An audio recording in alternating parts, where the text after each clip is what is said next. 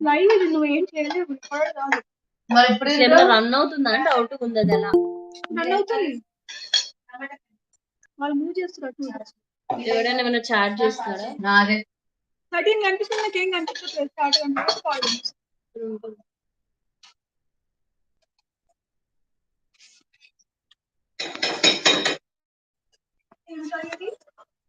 నువ్వు తినవు. సోరకాయ టమాటా కర్రీయా? సోరకాయ టమాటా అంట తింటూ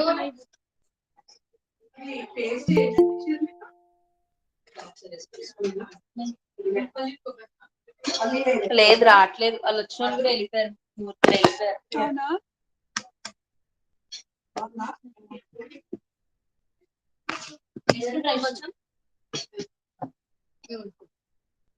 వాళ్ళ పొద్దాడు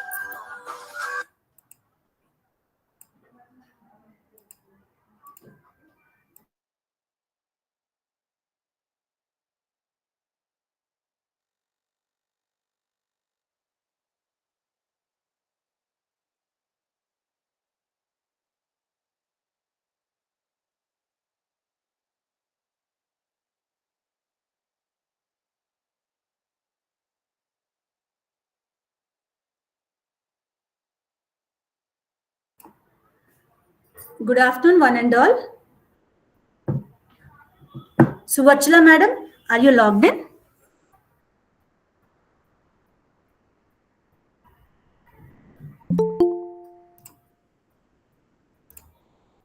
Suvachla ma'am?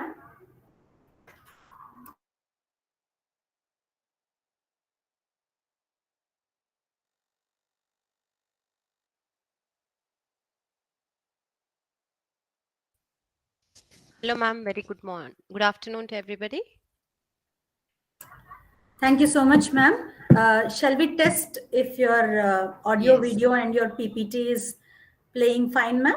Sure, ma'am. We'll do that. Just give me a second.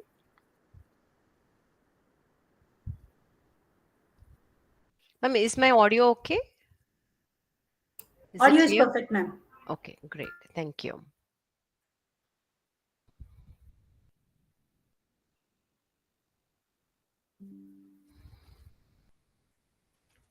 Is it clear, ma'am? Is it visible?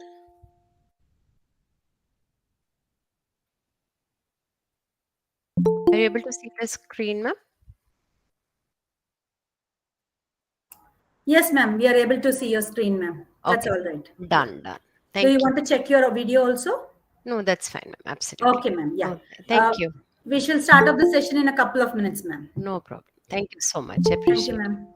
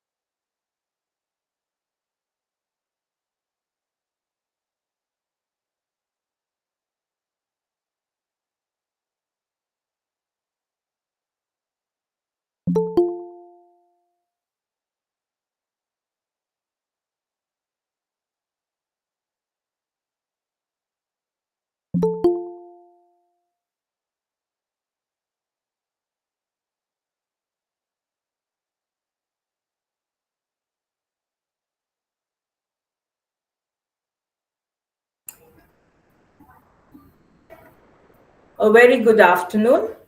On behalf of St. Anne's Degree and PG College for Women, Mallapur, Hyderabad, I, Professor Sucharita, Head Department of Business Management, extend a warm welcome to our resource person of the day, Dr. Suvarchala, all the learned faculty members from across the length and breadth of the country, our correspondent, Sister Shyamala, our principal, Sister Emmy Gracie Vaz, sisters of the management, and my dear colleagues.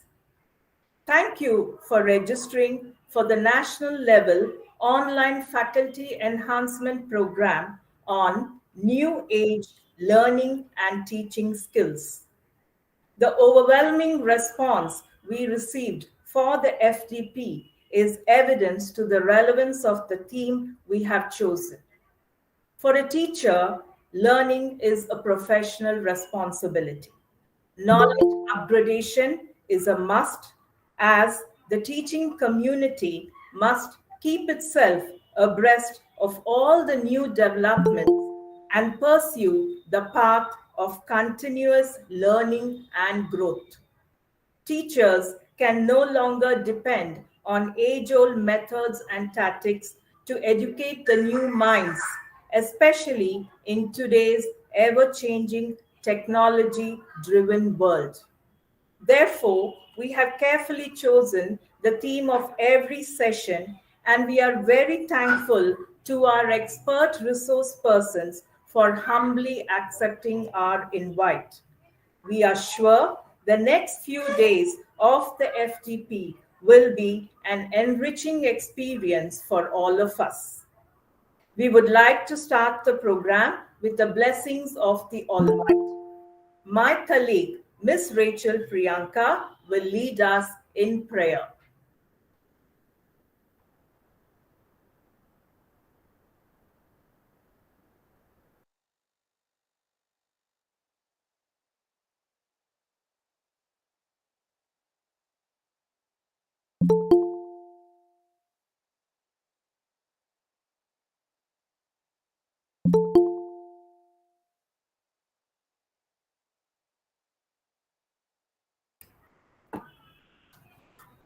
Bible reading is taken from the book of Isaiah, chapter 43, verses 19 to 21. See, I am doing a new thing, now it springs up. Do you not perceive it? I am making a way in the wilderness and rivers in the desert. Your beginnings will seem humble, so prosperous will your future be. This people have I formed for myself, they shall shew forth my praise. This is the word of the Lord. Thanks be to God. Let us pray the universal prayer. Our Father, who art in heaven, holy be your name. Your kingdom come, your will be done on earth as it is in heaven. Give us this day our daily bread, and forgive us our sins as we forgive those who sin against us. Do not bring into the test, but deliver us from evil. Amen. Saint Anne, pray for us. Mary, seat of wisdom, pray for us. Blessed Mother Enriqueta, intercede for us. Our venerated founders, Carlo and Julia, intercede for us. Providence did provide, Providence can provide, Providence will provide. Merciful and provident God, hear our prayers and grant our petitions.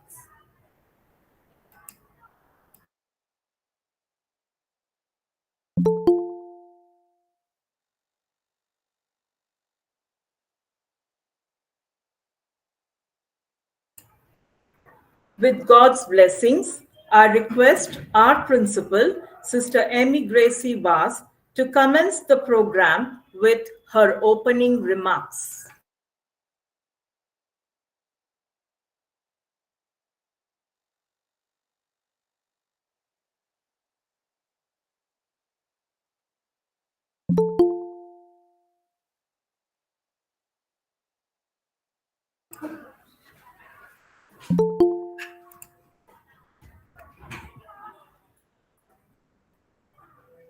Dear teacher and fraternity, I accord a warm welcome to all of you. We meet new challenges every day, be it in the personal or professional life, and we address them by utilizing our best capabilities and journey ahead. Consider teaching profession. When we enter the classroom and face our students, we meet with unknown and unimaginable challenges, and we have to address them best way possible. The way of teaching is changing with every passing day is unthinkable. We have to break the boundaries of our four walls of classrooms and rethink and reimagine the way learning is delivered. But one aspect that remains constant is the fact that teachers are blessed to have that immense power in their hands through which they can really shape the future of this world.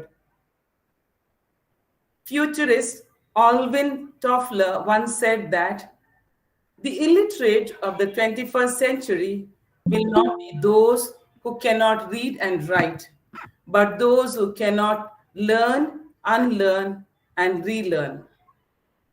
So the need of the hour is to buckle up and get ready for the journey of learning and relearning.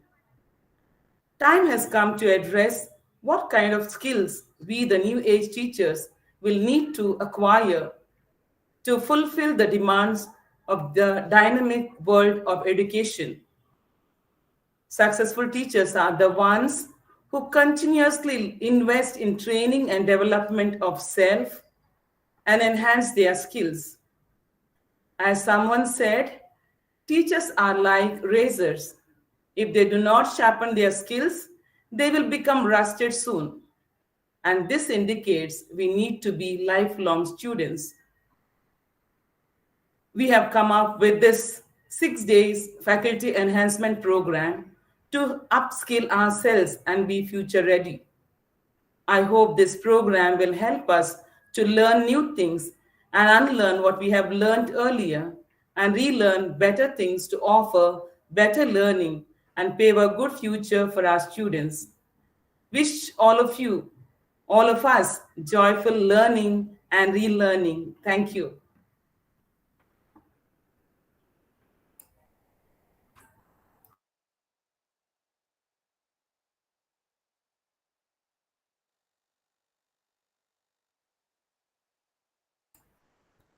Thank you, sister. Now, Dr. Lavanya, session coordinator, shall take over. Thank you, one and all, and happy learning.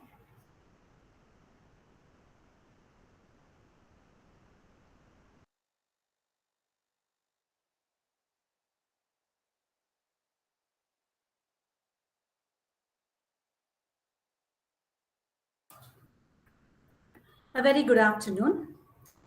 Data rules the world today, and irrespective of which field one belongs to, transforming data into insights for business decision making is the need of the hour. One of the most sought out topics in the recent times is business analytics. So, today's session is on the basics of business analytics, being brought to us by Dr. K. Suvarchala Rani. To introduce to you all our resource person for the session, Dr. K. Suvarchala Rani. She is an assistant professor from the Department of Management Studies, Bhavans Vivekananda College for Sciences, Humanities and Commerce, Secunderabad. She is an MBA, qualified her state eligibility test, and holds a PhD degree. She has more than 13 years of teaching experience, and the academic positions she holds are Cluster College Coordinator, Teaching, Learning and Evaluation, Criteria 2 NAC in charge, Career Guidance and Placement Cell in charge for MBA, and she's also the member of Research Committee of her institution. Her areas of interest include business analytics, human resource management, total quality management, and personality development. She has published around 40 articles in international and national journals, and she has book publications in the areas of human resource management, emotional intelligence, and personality traits, not to forget the other areas of finance and entrepreneurship. She has co-authored books in the areas of business analytics.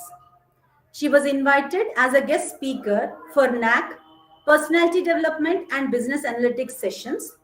She has attended around 30 workshops, refresher courses, training programs in various areas to improve quality of education.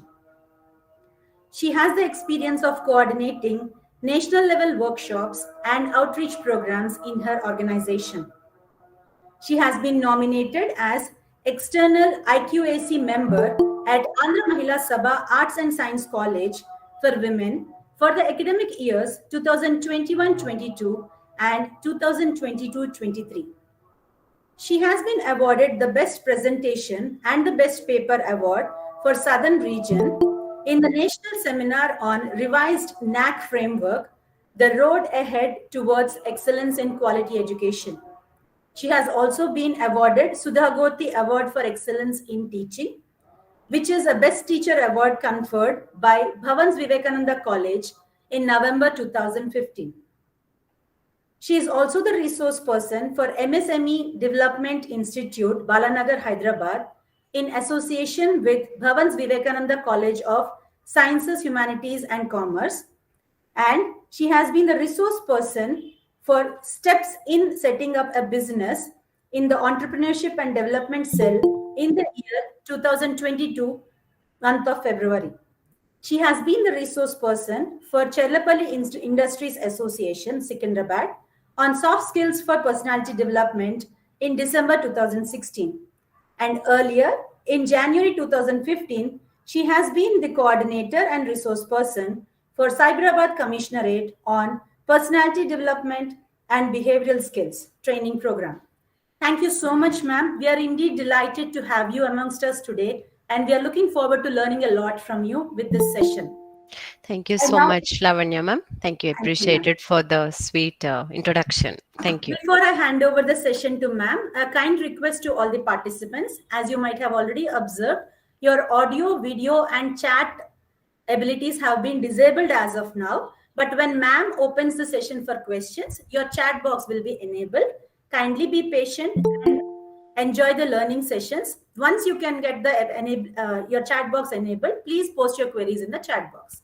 Thank you, ma'am. The session is all yours. Thank you so much, Lavanya ma'am. Appreciate it. Thank you so much. At the outset, I would like to thank St. Anne's College for inviting me for this wonderful theme. I truly appreciate it because that's the new age learning and teaching skills, which is absolutely important at present. And there's a rapid transformation which is happening with respect to both the areas.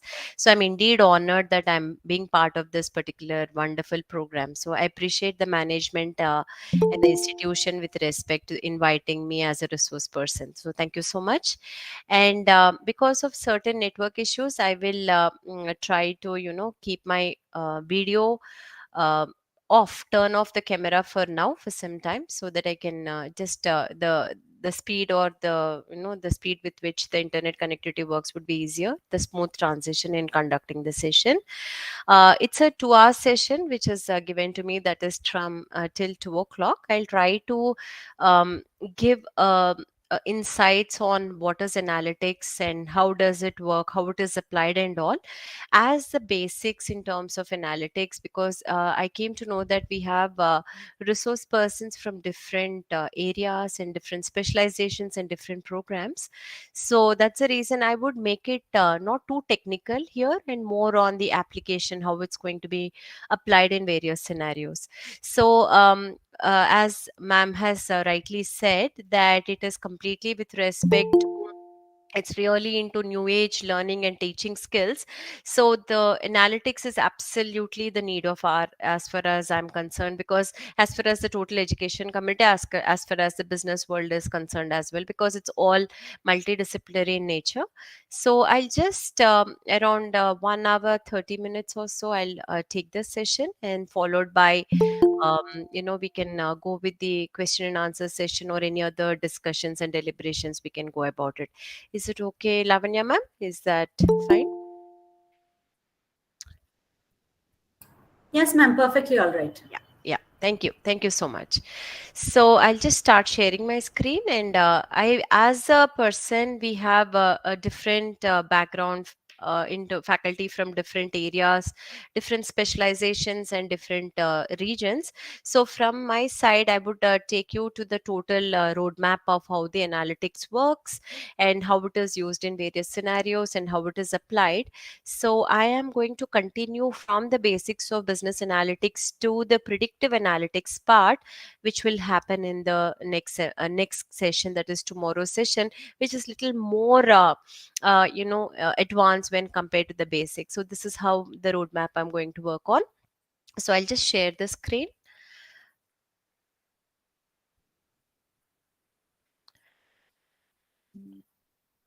Yeah. Can I get confirmation whether you're able to see the screen, please?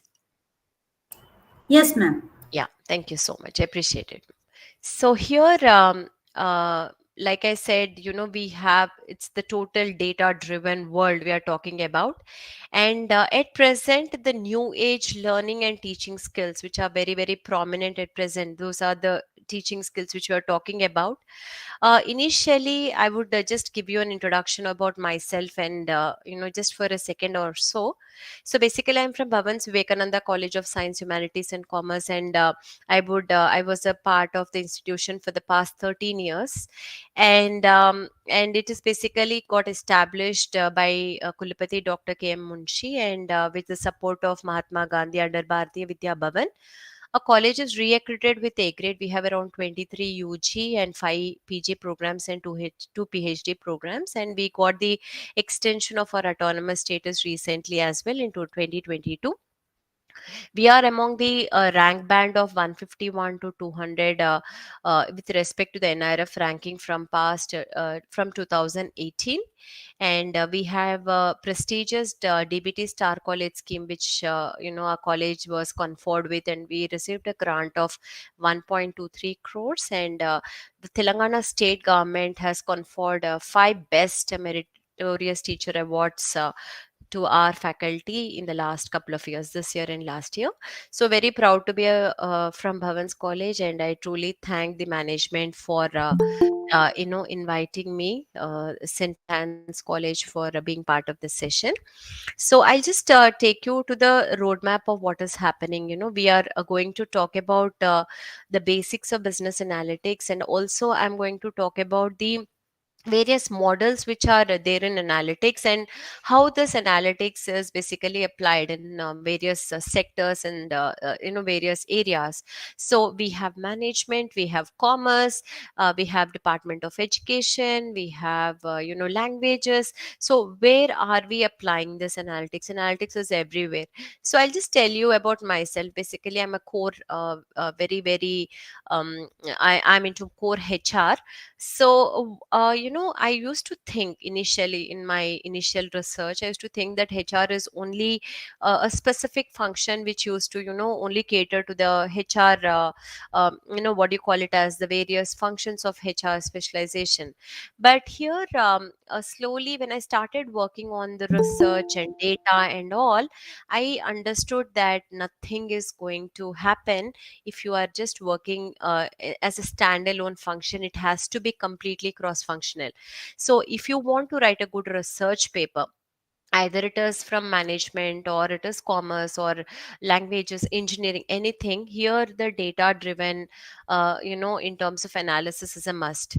And whatever the analysis which we do as a teacher, I'm telling, because the topic is the teaching skills, the outcome is with respect to the decision making that we are going to make in terms of that research article. Suppose there's a problem, you identify there is a problem which happened, or there's an opportunity which is not realized yet. I work on those problem or an opportunity, and then I collect the data through whatever means I have, whether it is from interviewing people or through surveys or through from websites. You collect the data, and the data driven analysis which happens, and then the decision making you have to take about it. So here there's a lot of story which happens from the identification of a goal which is happening in our just basic research or in an organization or happening in the country. So any kind of an objective you want to achieve, it has to be based on data. That says in terms of the data driven decisions are to be taken. So now the intuition or the perception of people or the bias or the judgment which is involved in making decisions is not accurate. It's mostly combined. We actually concentrate on the data driven decision making. So that is the beauty of the analytics. So now when we talk about analytics, I would say this here, I would like to concentrate on the theoretical concepts at present, but I will also show how it is applied in various situations, and how the applicant how you are evaluating this application of business analytics in various practice. So I'm going to talk about these three areas. So I mean, you all might have heard about business analytics. I'm sure you might have heard about how business analytics works in the organization. I mean, you just heard somewhere data, business analytics, or you have a feeling that, I just am hearing so much about this content, this terminology somewhere. So you might have seen somewhere, or you might have read somewhere, or you might have heard somewhere, through you, somebody just talking about it. So I request all the people who are right now in the team, I don't know whether I request the organizers to kindly provide the chat options that is enable. I just want to know, kindly click on this option and just let me know what do you feel about business analytics. I mean, what do you infer from, according to you, what is business analytics? You just kindly let me know about it. I just wanted to, because it's around 1:30, let us try to make it little more interactive. So I just sent a link to everybody. So I request the organizers to kindly enable the chat option of the participants. They can just try for a couple of seconds so that I can take you to the total process of analytics. Sure, ma'am. The admin is looking into it. Absolutely. Thank you so much. So here, somebody, I just came to know, because there is a cloud which you will be able to see right now. So you can just click it and then go about it. Otherwise, you can go to menti.com and please use the code 84767242. And just what are your thoughts and perceptions of business analytics? That is what I want. So just kindly go to the website menti.com and use the code which is being shared on the screen right now, 84767242, and just let us give it a shot what you feel about analytics at present. Oh, wow. Okay. Transforming data. Okay. It's data. Absolutely right. So it's basically, I request all the members to kindly participate, at least majority of them, so that I can work on from this particular platform. So you heard business analytics somewhere, you heard about it, or you heard about analytics as such. What is it which you are inferred from this particular analytics? Okay, again, menti.com, and the code is 84767242, please. I got only two areas right now: transforming data, absolutely right, and then also data, which is absolutely fine. So any other participants, please?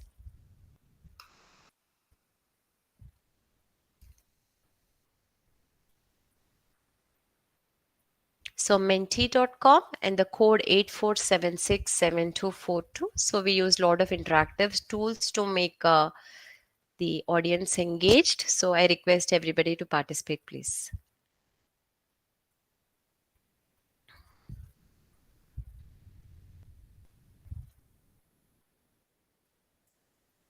Only two participants I have. Yeah, date.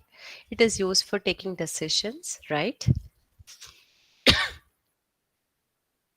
True. Absolutely correct. Okay.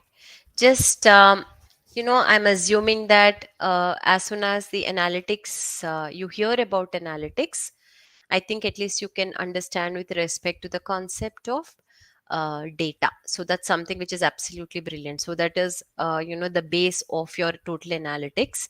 So data is a very important component. So let me just go ahead with the session, and then we can continue with the other areas at the later juncture. So whenever we talk about business analytics, so can you see the screen, all of you? Anybody can just kindly let me know. Yes, ma'am. Yeah. So here, whenever we talk, I'll just tell you why it's such an important area where everybody has to understand. If you see this, according to the Modern Intelligence, this is basically a consulting organization who does a lot of research on the trends and market trends which are happening. If you see this, you check. I mean, if you see the Asia and literally this is booming like anything, and we have medium growth in terms of, these are all the predictions which we are actually going about till 2027. And almost the total world is really, the data which they collected, it's really going towards the analytics market. So that's something which is really good, amazing in terms of, how the world is transforming into data driven decisions. That's something which are really everybody's working for. It's also understood that, by 2021, if you see 2020, 62,793, around new jobs in data science were looked about. It's almost, in terms of doubled, with respect to from 20 to 25. The prediction is 1,37,630 jobs, new jobs, with respect to analytics, data science, and data driven, with respect to the data transformation and data cleaning. A lot of things are coming to picture. So this is really, the market is wide, it's really going very fast. And people who are able to channelize into this market, they are really trying to see themselves in wonderful positions in with respect to the business analytics and business intelligence modules. This is another area which I'm talking about here. If you see, almost the gray one is Asia, which we are concentrating on. From 2019, maximize, it's a market research private limited. It's also concentrates mainly with respect to the analytics. Here also there's a very rapid growth which you're seeing from 2019 to 26. Again, there's a prediction which you're showing in terms of business analytics market. So here, these are some of the key players, and almost they are able to see around compound annual growth of 7.5%, from 2020 to 2027, which is very, very exceptional. And also these are the key players in your analytics market, which is really, really, going really fast. And more companies, more vendors, more software developers are working on in various models in terms of devising the business analytics tools. So here, now we have been talking about the need. There is a need, there is a market, there is a total kind of a growth which is happening. And also there is also in terms of job opportunities which are provided, and people are, business analytics is there everywhere right now. So now my thing is, what is analytics? What do you mean by analytics here? So basically, it's a very continuous process where, you have to totally work systematically, very structured in data analysis, and especially with respect to the statistical analysis, because the outcome of any business analytics is the decision making. Suppose if you take, you have a data with respect to the employees leaving the organization. You have data with respect to deciding on a market. You have an objective in terms of increase your business revenue, or you want to make sure that, there is a sustainability or growth in your organization. We are talking with respect to business perspective. I want my students to attend all my classes post covid era, because it's like really the total change in the education system happened. The total kind of an unstructured environment which were created during the covid period led to a lot of behavioral changes among the students, and I'm sure everybody agrees to the same point. Now if you look into these areas, suppose I'll talk from our students point of view. I want my students to basically, what is my objective here? My objective is my students to attend the classes. The attrition rate, the students leaving the college, should be very low. The customers leaving, that's what we call it as market churn. That is customers leaving the total one sector to one. Suppose if I'm from Airtel, customers leaving from Airtel and going back to, Tata, why people are leaving. So basically you have an objective. I want to reduce my students absenteeism rate. I want to reduce my attrition rate of my employees should not leave my institution. So you have certain objective, and for that objective to achieve, that is in terms of your reduction or increasing, or whatever the objective you frame, you need to have the data with respect to that objective. And what you're doing with the data is very, very crude data you might get. But the data which you get, how do you clean the data, how to elegantly make the data so that you analyze, you use your statistical tools, like you have your R programming, you have your those are a different ball game. You have your SPSS packages, you have Python, you have different modeling. That's a secondary kind of a thing, because anything, the output will be given or more or less the same. But how you're using the data, how you're identifying your objectives, how you're basically coming up with respect to the associations which you want to find out, that's actually your 50% of your work is done. Once it is done, you use your statistical analysis to get your the outcome of reduction of your attrition rate, reduction of your customer churn rate. So this is something which we have to focus on. So here it's very important that it is a this happens continuously. Today I thought that the because post COVID measures, the students attention level has come down, because of which the students are leaving the are not attending the college regularly or not attending the classes regularly. So this is my hypothesis, this is what I actually assume.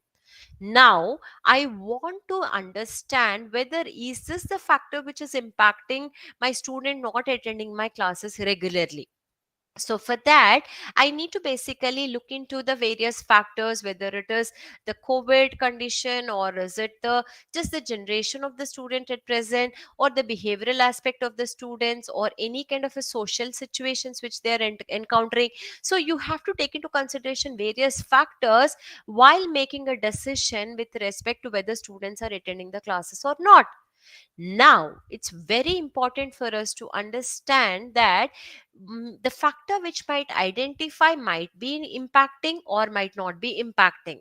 So that's the reason it is iterative in process. That is, you keep doing this till your final outcome, that is students attrition or students absenteeism rate, I would say, would come down. So this is basically is a very important component which we use in terms of the business analytics. That is, it's a very very systematic process which emphasizes on the statistical analysis. And I assure you, business analytics will be only successful when you have commitment from the top management, and it is really focuses on the data driven decision making. So the many important components of this particular concept are, it's a continuous process, because till your problem is solved, my customers are leaving from my company, or my employees are leaving from my organization, or my, because basically whatever the factors or the pricing of your product, whatever it is, you have an objective, and to reach that objective it goes to a repeated cycles, because till your objective is achieved. So that's the reason it's a very continuous process. It's also concentrated mainly on the data, and the emphasis is on the statistical analysis. And I assure you, this whole analytics concentrate on the data driven decision making. So it can be in education, like I said, students attending the classes. It can be in terms of the behavioral aspect of the employees sentiments, employees attrition, employees selection. It can be in terms of the customers, it can be in terms of the market, in terms about the customer behavior we are talking about, is in terms of the pricing of models, it can be in terms of the financial modeling, it can be anything. The outcome is the decision making which we are taking is data driven, because you cannot make decisions. The decisions which we used to make is more where intuitive perspective, a lot of perception was involved, where there's a lot of judgment which was involved in the process. So to avoid that area, we are right now concentrating on the business analytics in terms of data driven decision making. So here, why decision making is so important, basically it'll help us to adapt very fast. You are going to, it help you to continual business growth. It will really enhance communication and create new opportunities, because you're trying to solve one issue, new other opportunities will be, it will pave a way, in terms of us going into opportunities. And it always creates a lot of new ideas and new innovations to get the problem resolved. So here, these are some of the very important, you can't can't make decisions based on your intuition. You have to make decisions with respect to data driven. So these are some things which I really want to concentrate on right now. So I just want to make it little interactive. I want to ask you a few questions. I mean, if you take data driven decision making, there are still certain issues. You might ask me a question, why it's like all data, it's all quantifiable, is it really worthy enough? There's always a negative side of data, because data is number game. It doesn't have any emotions, it doesn't have any feelings, it doesn't have any thought process. It only a number which is dictating us to make some decisions in our life, either it in terms of our business, because our topic is with respect to business. I'm talking about the investment decisions or portfolio management, or you're talking about financial decisions, you're talking about HR decisions, you're making only with respect to the data. So people might ask me, like, why, is it so important that there should be some kind of a touch or an element of the human element has to be involved, not just data driven decisions? So can anybody tell me that you feel that so much of data is happening, it's something which is might not actually help us all the time? But I would assure you again, please, this data driven decision making, you are the person who is very much involved. Like, what tools are to be used, what factors to be looked about, what are the objectives that to be framed, right objective, right factor identifications, right areas of tools, right usage of software. Majority of it you have to make the decisions. That's the individual has to make the decision. So that's the reason the business analytics and the analytics are paid more, because you are involved in the total process, and then you get the data, that right data, then you utilize it for the decision making. If the employees are not there, if the analysts are not there, scientists are not there, the human element of identification of your problems or the factors will be completely, it's going to be pretty difficult. So that's the reason I would say data driven decision making is something is important, but there is always a human element which is always there in the decision making. So here we are, whenever we have analytics, please, there are three important areas. Half of the organizations are not being successful because the analytics, as I said, it's completely data driven. Either the data is very corrupt or raw data, because incomplete data, you have collected half data, you did not collect the data properly, you did not identify the factors on which you want to collect the data properly, and because of which there's an issue happening there. Because I said the market is growing, still we are at the learning stage in terms of the analysts who are involved in making usage of both the business and also technology. That's a beautiful combination, because we see people only doing technology. I'm going to use R, I'm going to use Python, I'm going to use random forest method, I'm going to use machine learning. So this is a technology technical part we are talking about. But person with a beautiful sync between technology and business, still we have certain scarcity. But if you have a good a kind of an alignment, then it's successful. And the most important, I would say, because organizations are not successful because of the a lack of commitment by the top level management. They start with the total force, but after a given point of time it comes down. So this is basically the reason it's not going, because the very expensive affair initially, but in long run definitely it's going to help you to reduce your expenses. In the long run it's always profitable. But people during short run, they see that there are challenges and they stop this analytics process in the company. It's something because of which the total analytics outcome, that is the decision making, becomes totally uh, you know stopped in between. So that should be avoided. If you have beautiful quality data, you have wonderful analysts, and you have the commitment, then absolutely this is a right game, and this is a right area where you can work on the decision making.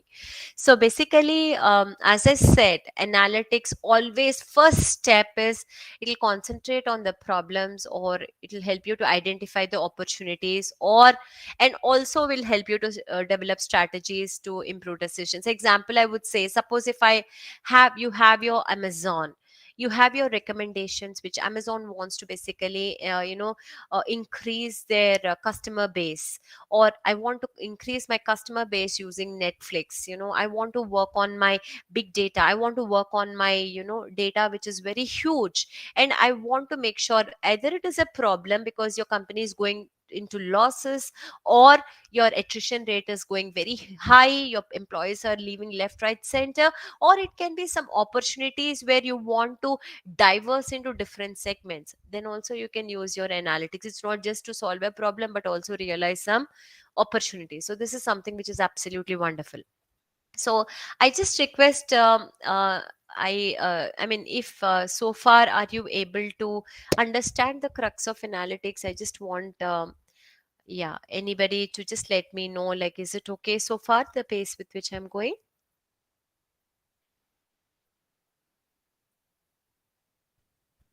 Yeah. So somebody, can you hear me, please? Yes, ma'am, we can hear you. Yeah. So just I kindly, I mean, this is really difficult. I would really love being part of this particular session through offline, because I'm more of doing activities and conducting sessions and all. It's a little challenge for me right now. It's like a challenge for all the faculty, but I'm sure it's always an opportunity also to connect with so many eminent people throughout India. But I request all the members to kindly let me know if you're able to follow what is happening, so that in once in a while it'll help me out to understand that everybody of us are at one sync in terms of the elements. So here Ma'am, we have a couple of responses in the chat box. yeah, thank you so much. I appreciate it. So here I'll just give you a goal. This is basically a theoretical aspect of it, but I'll give you a scenario how it works. I said that my business goal is employees leaving my organization. Okay, and my students absenteeism rate is going crazy. So basically, institution, you have your business objective, you have in terms of the organization. I have my employees leaving my organization, so my business goal is I want to reduce the employees leaving my organization. It is suddenly I observe that there is a huge increase in the percentage of people leaving my company. So here there is a goal which is being met, which is my business goal. My customers are moving from my company to some other company. That's there's a churn rate which is happening. Customer churn, that's a very key word which we use with respect to customers moving from one industry, one particular organization to another organization in an industry. So now this customer churn or employee attrition, which is very happening in my company, I am totally, there's a slowly started increasing, and the number has started increasing very high. Now, I want to make sure that my goal of reducing the attrition rate is done. Can I request somebody? So, what do we do about it? So, now I know my objective, that is, my goal is to make sure that, my attrition rate is coming down. Now, for that, what is a methodology which I'm going to select for this particular methodology? Either I can talk to my employees in person through my primary data, or or collect the questionnaires also through my primary data. I have a beautiful human resource information system records which I have, which has the secondary data in terms of the internal records of the company. I have about my employees, which is very very elegantly maintained. I have those records. So I have data from the employees interviews through interview process. I have data which is have collected what is the reason why you are moving out of the company through my primary questionnaires. I also have data from internal records. So I have acquired the data. Some of the data can be corrupted. Some of the data people might not have given the correct information in the questionnaire. They might not have completed the information properly. They might have just given me just for giving sake. So I have some data which is incomplete data. So now this incomplete data, I need to cleanse it. I have to clean it. So we have various data basically 90% of our analytics works on the data preparation, because you have to make sure that the data is mined or cleaned so that you understand how it's going to basically impact. Example, I would say, so now the cleaning of the data, we have a lot of tomorrow I'm going to talk in predictive analytics, like how do we clean the data. We clean the data like smoothing, transitioning, and aggregating. So there are various options. Outlier analysis, we have various methods where we use to clean the data. As a person who just have to have a knowledge, I'm just telling, I have a goal, I have a methodology, I have actually acquired the data, I have cleansed it and cleaned the data and kept the data prepared. Now, I use the analytical tools, whether I want to study the impact of, three factors, like the impacting in terms of the compensation packages given by the company, the working conditions of the organization, and, in terms of the leadership of the organization is impacting your attrition rate. So this is something which I identified. So basically these are the three factors which are impacting the attrition rate, and I collected the data regarding those three factors. All the identification, all that is done by me. Now, once I collected the data, actually, I'm going to use the statistical analysis, which is going to help me out. Example for this, I'm going to use my regression, because that impact will be very good. I'll be able to know whether there is a significant impact or not. So I'm going to use one statistical tool, any sort, with respect to my objective to achieve my goal of reducing my attrition rate. Now, please see, if you do that analysis, you will be able to understand your patterns and relationship. Now, I understood that, all these three factors are not at all impacting my attrition rate, because the data I collected, around 10,000, 20,000 employees, it's not impacting at all. Then the process iterates again. That is, your identification of the factors were not apt here. It should be based on certain pilot study, it should be based on certain literature, it should be based on certain areas where there should be brainstorming and deliberations, where the identification of factors itself was priorly wrong. So this process again starts with respect to again the acquiring of data, again cleansing the data, again using the appropriate tools, so that there should be some sort of an association between the factors and also the variable which we are talking about is employee attrition rate, people leaving the organization. This keeps happening. I mean, this keeps happening again and again and again and again, till your process business goal is met. That is, you want your attrition rate to reduce. So this is the beauty of your analytics. Analytics is not just one step, it's a continuous process. That's the reason you need support from your top management, a lot of investment to be made, so that your business goal is met. This is only one example of employee attrition I gave, because we all are working on some organization or the other. So there is a chance of people leaving the organization, or we have a assumption like why people are not so happy about it, why they are leaving.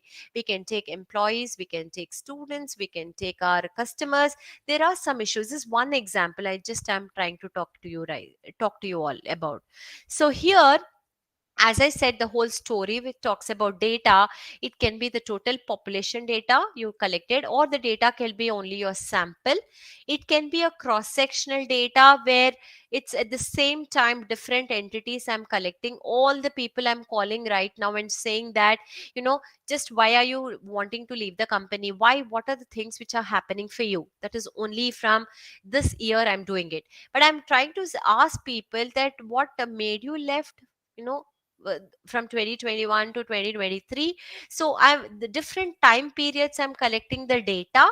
People left, people are there, people who have intentions to leave, so anonymously, obviously. So that's the reason the projection which I'm trying to do, this is completely with respect to time series data. So data which you collect across different time periods, or is it at the same time, is what we are trying to talk here.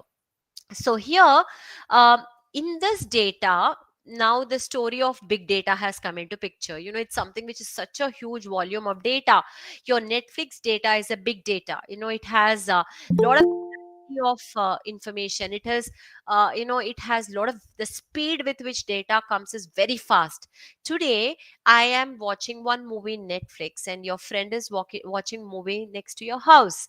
But throughout world, India, how many people are watching Netflix on one particular weekend? Throughout world, how many people are watching? So the speed at which that 1 hour people are watching is basically is what we call as velocity. It's so dangerously fast. And the volume, it's very vast in nature. The amount or the quantity of data is also pretty vast. And it is basically, the data is very different types of data has come into picture. If you see here, please, the structured data, very like questionnaires you're asking, getting the data. The unstructured data, people are putting tweets here, twitters, messages, all that are also gathered, Facebook posts. So these things are also taken as an unstructured data. So data is like really vast, really with speed with which is coming is very fast. It has different varieties where it's very difficult to analyze the data using very simple statistical analysis. You need high end data like Hadoop and all. And also the veracity which has come here. This is a very important V which we are talking about data, because this is something, noise is coming right now. Before it was only these three, because wherever data is there, there will be corrupt data, there will be incomplete data, there will be noise here means unwanted data which is not very prominent at present. So here the data which we are, as I said, first we have an objective and we have a method to collect the data, wherever however we want to collect the data. Then we are talking about the data acquisition, you actually acquiring the data. Then comes the analysis and then the interpretation and your goal. But the data is a very prominent area. So I just so far, how the total game of data comes into picture, how the data is going to help us out in terms of the total analysis part, how business analytics is so important at present. Today I went to Reliance store. I went and I purchased in terms of some oil packet. I went and I purchased, and next to an oil packet he just put some flour also. So here in terms of some basin, some kind of a flour he has put. Tomorrow I went to Reliance store again after a week. I have basically, you see that the layout of that store starts to change. That's absolutely business analytics. Today I have done it. I have collected the data because Reliance store in Sainik Puri, Secunderabad, Reliance store in Hyderabad, Reliance store in Telangana, Reliance store in India. So basically the data is a big data. It's like a transactions are going very huge. Now, when you talk about big data, the transactions, they see the patterns, the sales. Whenever I purchase oil, what am I purchasing? Whenever purchasing cool drinks, am I purchasing chips as well? So the store layout also started to change based on the analysis of the data. That's the reason it's an iterative process. Your objective is your profits. You have to, analytics talks about analyzing the data, you understand, uncover the patterns which we talked about just now, the relationships and patterns. I buy this, I do that. Whenever I go to I watch a movie during a festival, or there's a kind of a match which is happening. The food sales in pizza starts to increase. Once the pizza food sales are increasing, people tend to buy beverages like cool drinks and all. So the how do they go for discount? Buy one get two, high margin, low margin. All those are the patterns, the data which they get through the transactions. They try to uncover basically based on your data driven decisions are taken. So the layout, when next time we go to a store, today the store layout is different. Why the store layout is different next time? So the patterns are to be uncovered. I go every time to buy diapers, but also I'm going to buy a pack of eggs for my house. So diapers for my child. So there's a pattern which is uncovered. So there is always the patterns which are to be understood, and based on the patterns we make a lot of decisions. So this is basically the data driven decision making. So as I said, analytics is a very important area. It's cross functional. It's in an educational sector. I can use analytics completely in education field. You can talk about department of education, where the student thought process, student behavior, how do I predict that? How do I basically analyze what they want to do it? Second thing which we do is with respect to your your the total business scenarios, the finance, HR, marketing, healthcare, production, everywhere the analytics is prominent here. Right now it's completely cross functional, because you should have business knowledge, you should have statistical knowledge, and you also should have the technological knowledge. So that's the reason the three beautiful combination will help you to make data driven decision. Suppose I have an analyst, analytics in terms of analyst, who's actually has an option to make some data driven decision making in terms of, he's really good at technical part. But if he gives me a technical part without any business sense, he gives me the outcome to me so that I can make decision, because I have basically outsourced my analytics process to some ABC company. Now he gives me a raw data or the outcome which is so technical in nature. As an organization, I should have skills with respect to interpretation of the same. So it's not just he giving me, but I also need to interpret the technical part of it, and using my business scenarios and also the interpretation of the same, I should take decisions so that my business goal is met. So I just will stop here, because this is my second module which I'm going to start right now. I just want to have any person has any kind of queries regarding that, or any kind of area where you want to talk about. I can just help you out, please. Okay, is it all right? I mean, can I move forward?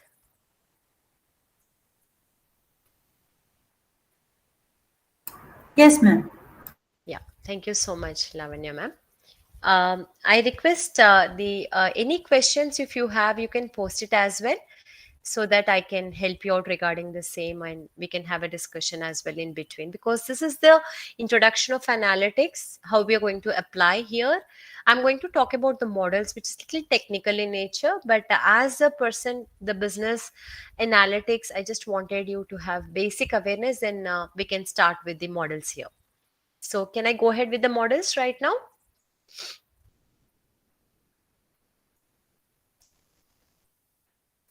Thank you so much, Bishwas sir. Thank you, Pradyumna ma'am. Thank you so much. So I'll just quickly talk about the three types of analytics which we are talking about. Whenever we talk about analytics, we have three areas. One is called as a descriptive analytics, because we are talking about data driven decision making, predictive analytics and prescriptive analytics. Whenever we talk about descriptive analytics, we just tell the way things are right now. The attrition rate of my organization is 10%. Based on the data, you just tell them what it is right now. You telling them the attrition rate of my organization for the next 5 years, how it's going to be in the future, is your prediction. Based on the data which I have right now, I'm going to predict how it's going to happen in my future, why it's happening, and also will help you with the course of action. So analytics, we can talk in terms of only providing the data, showing the key performance indicators, telling them what it is, and then stopping there. Or we can also go a next step with respect to how it's going to impact in prediction of the data, like in terms of prediction of your attrition, prediction of your profits, prediction of your customers in terms of churn rate, or prediction of the purchasing behavior, prediction of your patients entering into your how many people, in terms of the insurance, what is the prediction in terms of the mortality rate, how many people might go for your insurance. So you have so many areas I'm going to predict. So one is only the data which I'm going to present the way it is, that is describing the data the way it is. Second is you predicting based on the data you have and you had. And also we are going to do what should I do, taking the best course of action. You might have 10 options to go to college, you have 20 options to the Amazon courier service, or the Amazon customer agent has 10 options to come to our house. But how he's going to absolutely use prescriptive analytics in order to make sure that in a short duration of time he's going to cover as many places in terms of his delivery. That's absolutely prescriptive analytics. So you have 10 options, but what is the best option which has to be taken into consideration? So whenever we talk about the analytics, we have describing the data the way it is, just showing the data attrition rate. We are telling the how it's going to happen. Your attrition rate for past 5 years is like this, next 5 years how it's going to be, and also why it's going to be, and what is the best action to take in order to make sure that this doesn't happen. So this is the beauty of the analytics. Again, it's all completely data driven decision. So here we have analytics talks about what has happened, and we have, like we always talk about, you have query languages, we have, like you have SQL server, you have various software where you just you have to feed in terms of the query, you will get the outcome in terms of a report, the reports and your dashboards, data dashboards we call it. All this are basically with respect to your descriptive analytics. Descriptive analytics is showing the data, describing, summarizing your data so that the way it is shown, so that the next course of action you can plan. But it is more of reactive in nature. Your descriptive analytics is suddenly something happens and you just need to see why something, something is happening. Okay, what is it something happening? Just get that cautiousness, and then you just try to create a report. This is something which is happening right now. Why it is happening? Will it happen in the future again? And is there a possibility it might happen? What are the factors which are contributing to happen? So all this we're going to talk with respect to the predictive analytics. So here we have data query, something which we take into consideration, and the amazing, beautiful tool which is being used. My sincere request, it's something which is absolutely brilliant, and my sincere request would be that if any possibility for us, I request all the faculty members who are present, irrespective of the specialization, to take a small course on data dashboard. It's something which is amazing, how you can visualize your data, and also request your students to enroll in various courses. We have Coursera, Udemy, NPTEL, Swayam. So amazing data dashboards are to be created here. It's something which is data visualization. It is just in terms of providing the data, and the beauty of it is the data gets updated when new data gets changed here.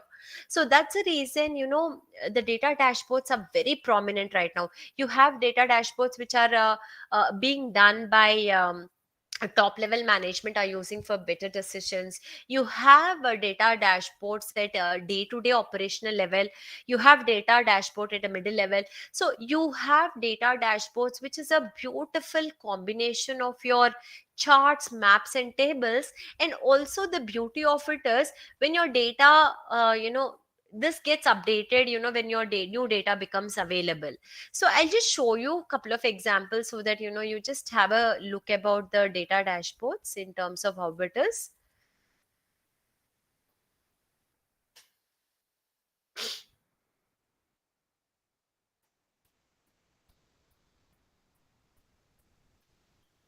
Okay, so are you able to see the with respect to the slides, please?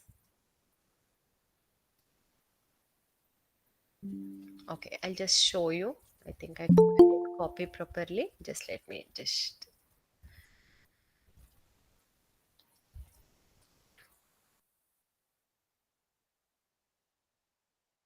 So this is basically, we use a lot about it in terms of finance. If you see this, please, can you kindly confirm with respect to? Yes, ma'am. We can see. Thank you so much. Appreciate it. So if you see this money control, I mean, as you have data dashboards everywhere, You can really employee dashboards you have, attrition dashboards, retention dashboards you have, customer dashboards you have financial dashboards. If you see this is a very interactive dashboard. Please see, this has a table. If you see this, in terms of Indian indices we have here, I just took a the dashboard here of stock markets in India. You have a index price change and percentage of change. These are the dashboards which we are talking with respect to the table. And here, this is basically, we have a dashboard with respect to your line chart. It is so, I mean, and it is interactive. Kindly see it. So Wednesday, how the values are changing in terms of, hour to hour, and Friday, how the data keeps changing. So this is completely interactive.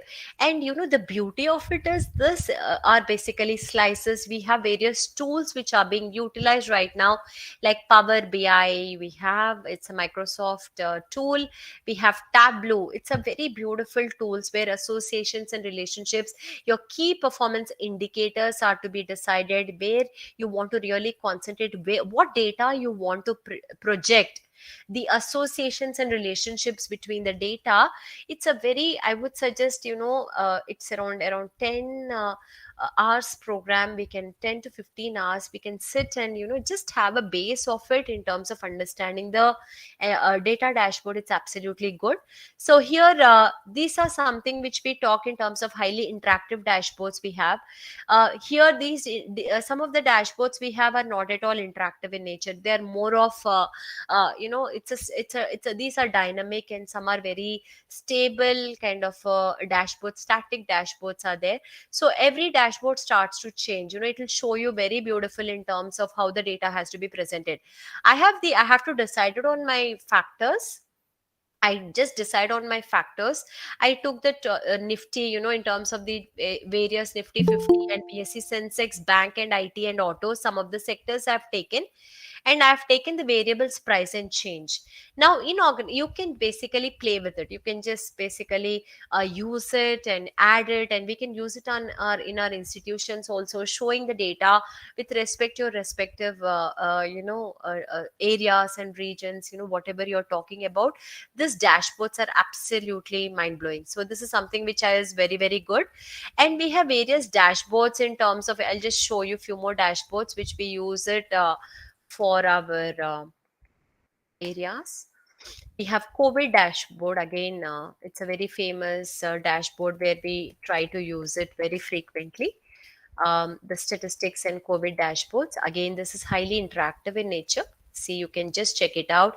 The slices, we call it as slices. So all time, or you want to talk about last 2 weeks, or you want to, this is basically, you have bar chart, you have column charts, you have, how you want to present the data, last 1 year data, how I want to present it. It's basically a line chart. So different types of charts in terms of data visualization we have. And these dashboards are very useful to know the present state of condition. What is it happening, why is it happening, how are the things happening. So we have various dashboards. This is a Tableau which I talked about. I request the faculty, eminent faculty members, to kindly look into it. So these some things are Tableau is basically a software which we can data visualization tool which we can get trained. They have training videos, and you can get yourself trained in this. And here, if you see, it's completely with respect to the industry, healthcare sector, how the Tableau data is provided. As I said, this is basically a bar chart.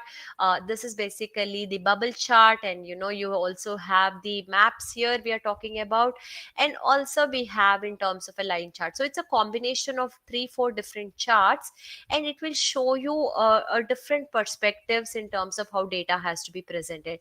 So that's something which is very, very amazing in terms of a data dashboard. So I truly love this particular tool. Please, this is the a website you can follow, the tableau.com.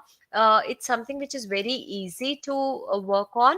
And Power BI, and also I came to know recently that you have this Power BI and all students version also. It's absolutely doing good. Just now, Pradyumna, Miss Pradyumna is actually asking. There's no sound. Is my voice visible? I mean audible. Sorry. Can you hear me, please? Yes, ma'am, we can. Okay, thank you. Thank you so much. So this is something which is absolutely mind blowing. You know, you have COVID dashboards, you have stock market dashboards, you have basically various state dashboards, you have WHO dashboards, World Health Organization. You have every state also has a dashboard. You know, different dashboards are created. Basically, the dashboards will also are interactive, and the data changes. It's the presentation of data so that you can take further actions in the future. There's no analysis and relationships they will show. The data is presented in a very, very elegant format. And the new data, beauty of it is, if the new data gets changed, updated, this dashboard also gets updated. That's the beauty of it. So we have Tableau is one area which we concentrate on. Second is Power BI. Power BI, Microsoft Power BI is also a very elegant tool. For students, they have a free version. Basically, they can download and they can work on it as well. It's a very expensive thing, but it's available for students for free. So definitely, there's a very amazing tools which we have that is called as data dashboards. I'll show you the various dashboards. We have employees. You can create data dashboards using Python. You can create data dashboard using, you know, Splunk. This is basically various tools or softwares which we are going to use. And we have this is basically the dashboard which we are using, called as a heat map dashboard. This is a complete dashboard. If you see, these are heat maps. Heat maps is basically the color changes, the intensity or the magnitude of the data is showed through various colors. So this is what we called as a heat map. So these are different types of data dashboards which are quite prominent in terms of our organization. So you have what you call election dashboards, you have cricket dashboards, you have various dashboards which present you the data in a very, and the beauty of the dashboard is you cannot just use any kind of a tool and create a dashboard.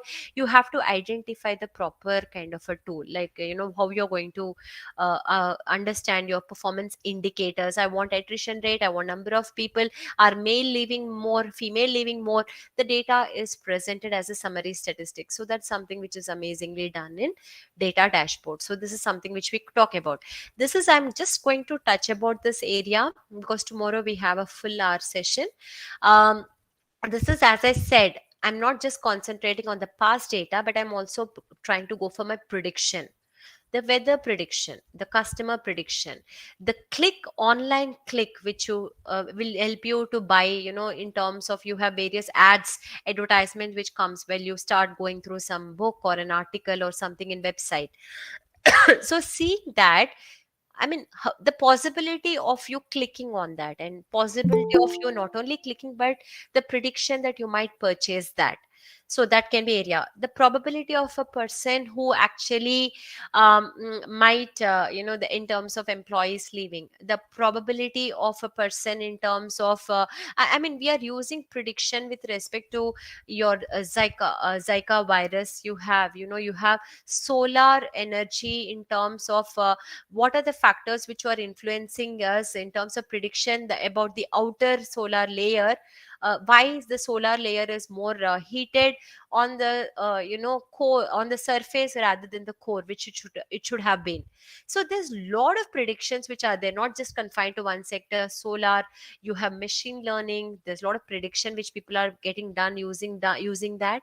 And also we have you know, in healthcare, in pharmaceutical sector, that's what I was trying to talk about. So the predictions are very, very apt happening. Wikipedia, there's a high possibility that this person editor is going to basically provide more articles in the future as well. Or the high prediction, my students are not going to plagiarize the content which is basically the assignments I'm giving based on their past data. So prediction is seen everywhere in terms of your using the past data and also the present data, so that you can predict the future. So the two techniques which I'm going to talk about tomorrow, little technical, is your regression.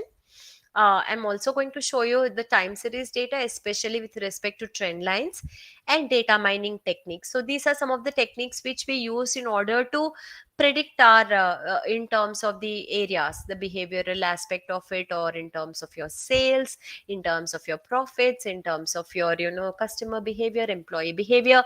So you can really do a lot of analysis. Predictive is one of the high end modeling tools which we can use. Now data mining is one area which I talked about, like example I was just talking about in just a few minutes ago. Like suppose you have to customers are most likely to respond to an offer on a discounted chips by purchasing high margin items, such as these are some of the patterns which we find using your data mining. So I want to whether I'm going to purchase my chips which are discounted next to it because I purchased a very high margin soft drink. That's something which will create revenue to the store. So if you go to the store, your clothing retail stores today, west side, how they're displaying the clothes, tomorrow the trends, how they're going to display the stores is completely different. It's all depends upon the data. They analyze the patterns. People are what kind of a pattern in terms of they're planning to purchase. The purchasing patterns are very understandable in these things. So we have simulations which are used. Usually this actually use lot of statistics and probability, and also computer models are used, because in pharmaceutical industry you want to introduce new drug, probability that prediction that this drug is going to be successful. I can't administer these drug with a different combination of these drugs to each and every single person, or some kind of a living being, like a mouse or a rat or something. So what they do, they try to use a computer model, and they use probability and statistics, because it's something which is very important. Air simulations and all that, they use it so that they can the risk of introducing the drug also can be understood. So simulation is one of the very important. This is very high end tool, where a person with probability, statistics, and the also the technology has to be very strong, and so that the decisions can be taken. So this is one more technique which we use here. And as I said, these are the things which I'm not covering a lot right now, because I'm going to talk about these areas in detail and how predictive analytics is important. As I said, descriptive talks about the way the data is right now, just presenting the data. Predictive talks about forecasting the behavior of the data in terms of what you want, your objective. And then comes the third, which is very important element, is a prescriptive analytics. It's a very complex, because you have options to take an action, but what is the best outcome or best action you want to take is something which is little a person has to do a lot of analysis regarding the same. So like optimum strategy, when there's a lot of uncertainty you have, where there are a lot of alternatives we have, but what is the best option you have to take into consideration? That's something which we talk in terms of the prescriptive analytics. It's basically logistics and supply chain management. A lot of prescriptive analytics is used here, because and also we are using prescriptive analytics in various sectors, in financial portfolio modeling and all, because there are a lot of uncertainty and constraints which we see in the situation. But irrespective of that, how do we make certain decisions, which is the best situation in that context? So here airline industry is using a lot of use of revenue management using prescription, where they try to maximize the revenue. Best pricing strategy, you have option 1, 2, 3. Again the same, I want to increase my revenue. Now how do I increase my revenue? I collected the data of my customers who are traveling in various flights, and based on the customers, data collection happened. I have used my analytical tools, and I have wanted to go for my prescriptive analytics, which is like I want to go for a recommended. In Excel we have basically in linear, non-linear optimization, integer optimization. We use all these tools, but I would say Excel, we have a beautiful tool called as a solver. This is again an amazing tool which is very free of cost. You don't have to purchase anything. That will really help us out. You feed the data, it will give you various alternatives, which is the best solution in terms, best outcome in terms of the outcome, in terms of you getting better revenue or better profits based on various constraints. So here you collect the data, then the analytics, I use solver or excel solver tool, which is an add-in kind of package we have in excel. So I download it, I use it. Then the outcome, then you have to make a better decision in terms of increase of your revenue, in terms of maximizing your revenue, so that you choose your best pricing strategy. So here that's the reason I said prescriptive models. As I said, simulation is again used for both predictive and prescriptive modeling, because it's a lot of high-end modeling. We use a lot of probability statistics and computer modeling, and so that lot of uncertain situations, how do you make the decisions? So as I just want to show you here, this is what the advanced analytics, your predictive, if you diagnose, descriptive analytics is basically is the way, it's a more of a level of difficulty is less, because you're showing the data the way it is, you're just reacting to certain situation. But when you talk about prediction, the insights will come, it's like what will happen and what is a probable actionable insight is something which we can take here. Prescriptive is the most high ending in terms of how can we make it happen, what is the best course of action you take out of the various options which are available. So these two are called as, people always ask me, ma'am, what is the difference between Swarshla, business intelligence and business analytics? Business intelligence only concentrates up to your descriptive and diagnostic, it's like only with respect to that area, in terms of just providing information, summarizing, organizing, showing the data, we go to that extent. But the rest of it, we go with respect to the high-end modeling, which is called as the advanced analytics. If you are going to this, as I said, you go for your education sector, we go for our government sector, you go to this sector, to this level, I'm sure this is something which is really amazing. It's a kind of a high-end analysis we talk in terms of analytics. So I again just quickly another 10-15 minutes, I'll just going to wind up with respect to the analytics. A quick I request all the faculty, I just wanted to know whether the pace with which I'm going, is it all right?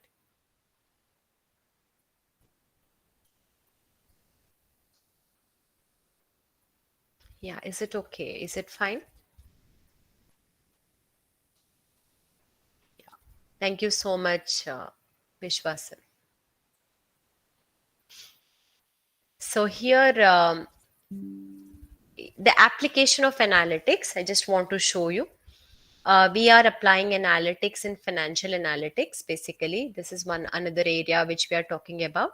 So here, your portfolio investments and creating budget capital budgeting plans, and the risk of investment portfolio, whether it is you're going to use your simulation models and all, so that you forecast your financial performance. Basically, Flowcast is another organization.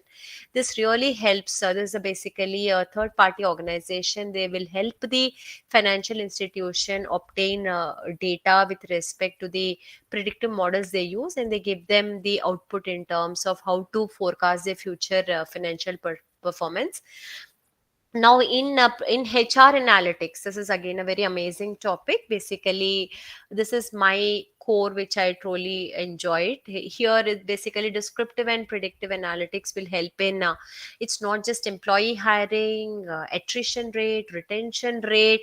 It also concentrates on various other dimensions, like the compensation packages to be determined, employee sentiments, emotions, HR, human resource planning. So we have different areas we take into consideration, because now the analytics mainly concentrate not just one specific HR finance. The outcome is your business goal. So that's something which is amazing. So Microsoft is using HR analytics basically as a predictive model, future forecast, HRP, human resource planning, employee benefits, and also they are prescriptive analytics Microsoft is using to reduce the turnover rate, because so that which policy would help to reduce the employee turnover rate. We have marketing analytics. I think we all are aware of Amazon. It's basically completely the total recommended products which we see. We keep watching that. The selection is based on our past purchases basically, and what are they will not only tell you what you're liking at present, but they may also give you the options of various other products, and you may like the suggestions better than this product. So that's something which is absolutely beautiful, which they use in terms of Amazon. They use completely predictive analytics.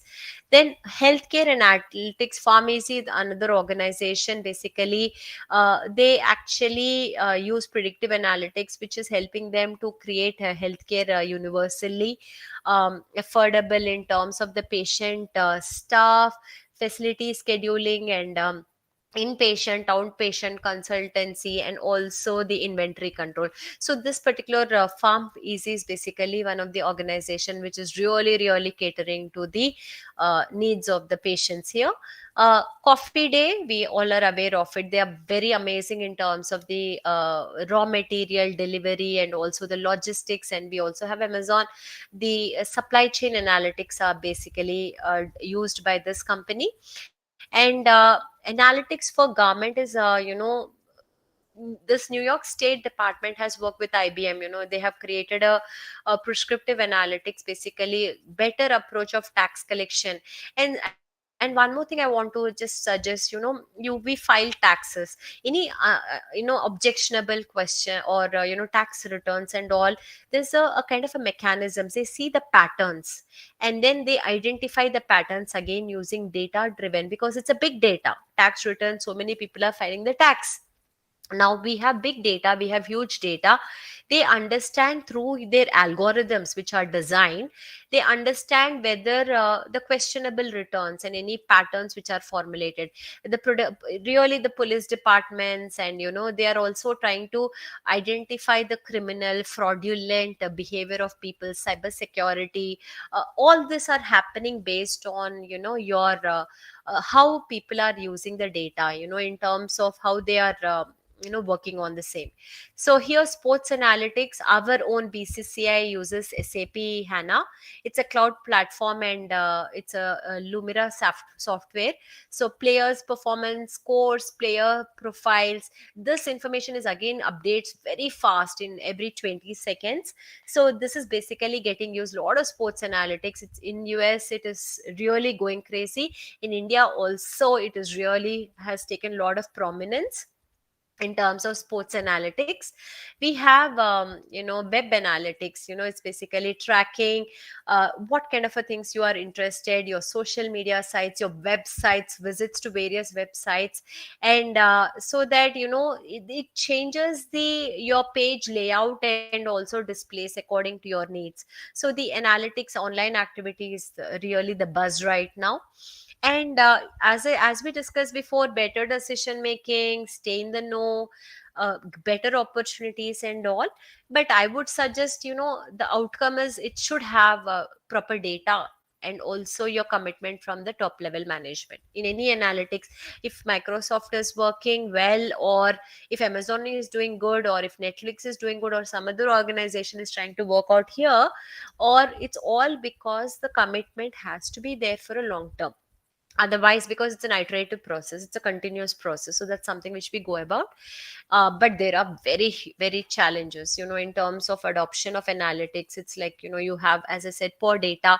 You have a structured data, as I said, Excel and all nice data. You have unstructured data, text messages, tweets, Facebook posts, and all these are unstructured. That from that data also you can big up to some amazing decision. So if your data is huge and your data types are huge, variety, like I talked about, big data is huge, then absolutely it's very a huge challenge to make the data into adoption stage. That is, in terms of you actually utilizing the data, preparing the data. It's very expensive analytics. That's the reason we keep saying that the commitment of the top level management is a very important aspect, and data breaches do occur. So that's something which has to be looked about as well.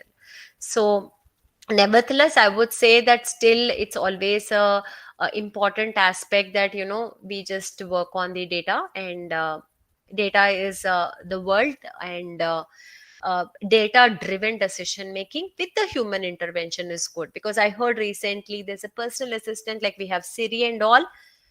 It's fine, but it's going beyond the personal assistant. You have a personal, not only your own personal assistant is staying next to you. It's not just Siri and anybody. In very soon, there's a prediction which states that you can immediately have a person on your call and back. You can ask, next 20 years, how is the forecasting going to be in your company?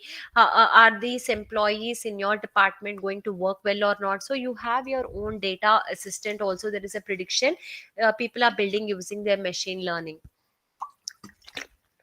So that's the reason. I just want to ask you, can you hear the sound? Please just let me know. Are you able to hear the video No, ma'am. We are just able to see the video play, but there is no audio. now? No, ma'am. Oh, okay. I'll just stop sharing and then again I'll start sharing.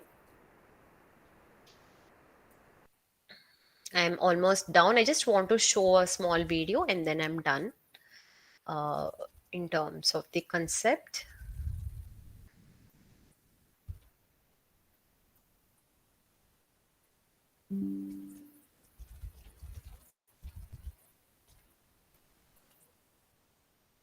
Are you able to hear? No, ma'am. Okay. But I'm just giving you a small a video with respect to Netflix, even though the sound is very appealing, but I am sure it will help us out. We have these subtitles. I think that will help us out. It's just a 2-minute video. I request the faculty members to kindly listen to the same.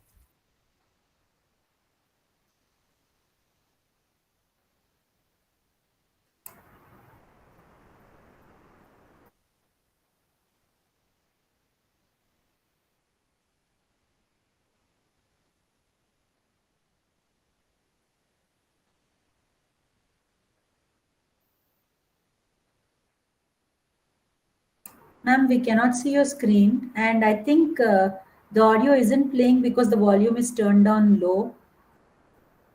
Oh, you're not able to see the screen? Sorry. Okay, just give me a second.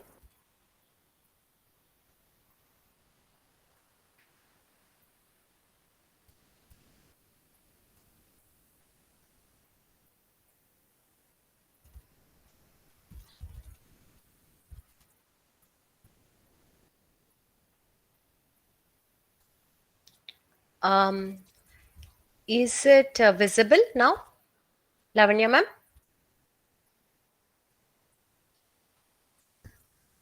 Okay, somebody can just help me out. Is it Yes, visible? ma'am, it is visible. Okay, just can you But- hear? No, but still no audio. Oh, okay, but it has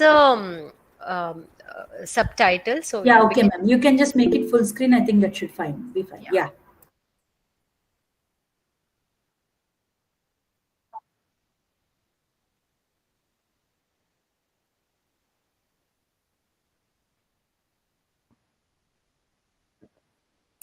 Else, if you want us to share it, ma'am, can you please post the link in the chat box? Our Okay. admin will do it for you. Oh, great. That would be really helpful. Just give me a second.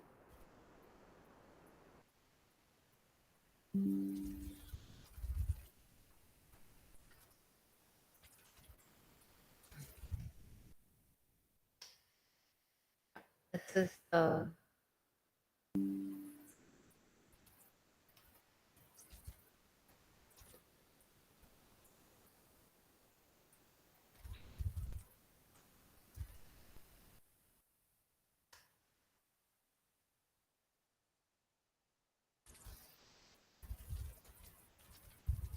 okay. I request the technical team to help me out, please. Yes, ma'am, it's being taken care of. Okay, thank you so much. I appreciate it. I don't know what is the issue.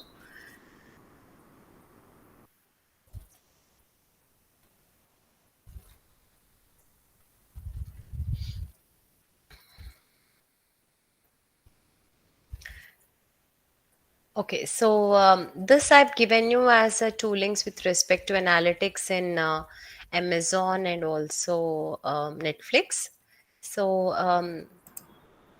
yeah.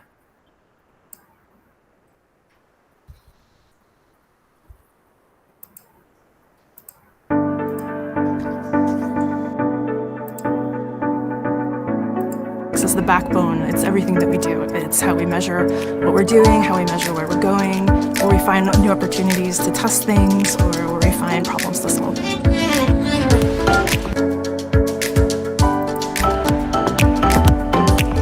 Netflix has been a data-driven company since the beginning, back in the DVD days, and we've really advanced our ability to use data in many different ways across business organizations as Netflix has grown. If you ask most companies, they'll tell you they're a data-driven company and analytics is important. I think the difference with Netflix is that we really live in values. Once we find a great metric that measures what we want to do, how do we find out what drives it? So what are the components that cause us to be more or less successful? And then finally, how do we take all of that data and make it available to people to answer their questions whenever they need to? And it's a great responsibility to make sure that our analytics teams are focused on only the very highest impact projects that are going to move Netflix forward and make a better product for our customers.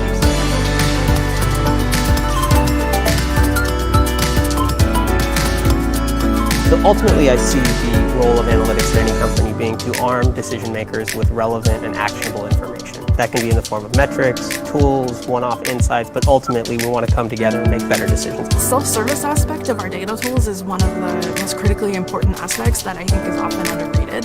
The most important thing is that people be able to get the answer that they need when they want it without waiting for my time to be great. Especially important now that we're a global company.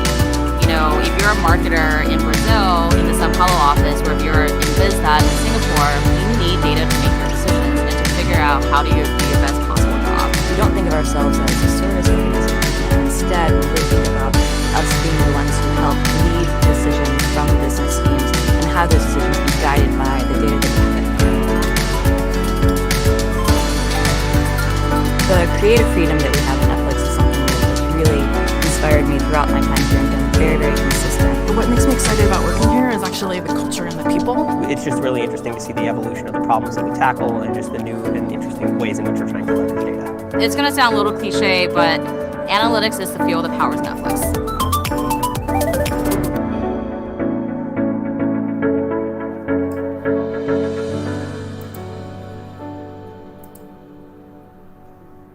Done, ma'am. Oh wow, thank you so much. I hope that everybody could I understood in terms of the total business analytics how the whole process works. It's a big ocean, I would say. I mean, in a 1.5 hour or so, I tried from my best to make sure that we just get an insight out of what actually it happens. As I said, it is like completely you have education analytics. Actually, I missed on saying that as well. It uses correlations, it uses data mining, and it talks about how you want to improve your student performance. It's basically how you have to predict your student performance based on past data. We also use it not only with respect to the performance here, we can also talk about in terms of admissions, enrollments. We can also make it decisions with respect to the prediction of how many past few years the admission and past next predict the future, in terms of counseling, employee student counseling, everything. There's a lot of data, and wherever data is there, we actually can go for better decisions. So that's the beauty of analytics.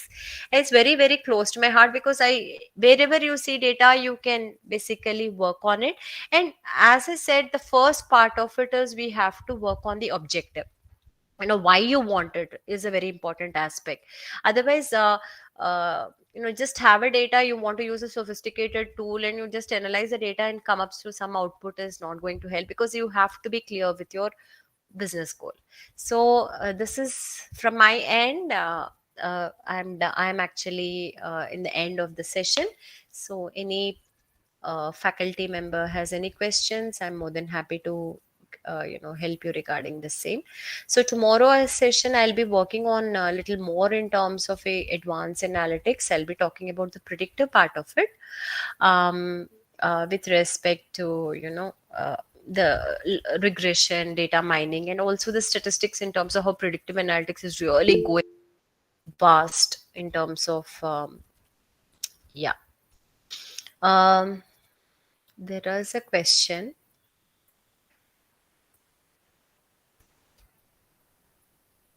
So basically, there's a question: how do I know that what is accurate data which can be used, or cleaning data which can be ignored?